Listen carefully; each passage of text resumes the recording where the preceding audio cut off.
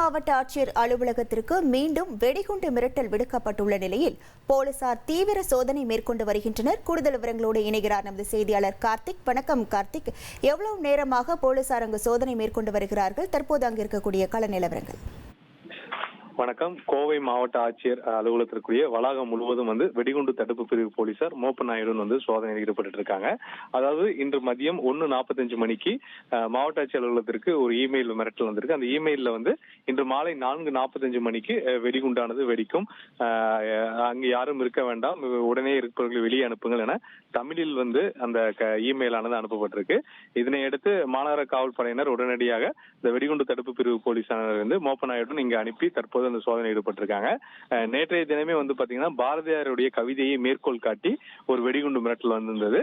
அதனைத் தொடர்ந்து நேற்றும் சோதனை செய்யப்பட்டு அது போலி என தெரிய வந்தது.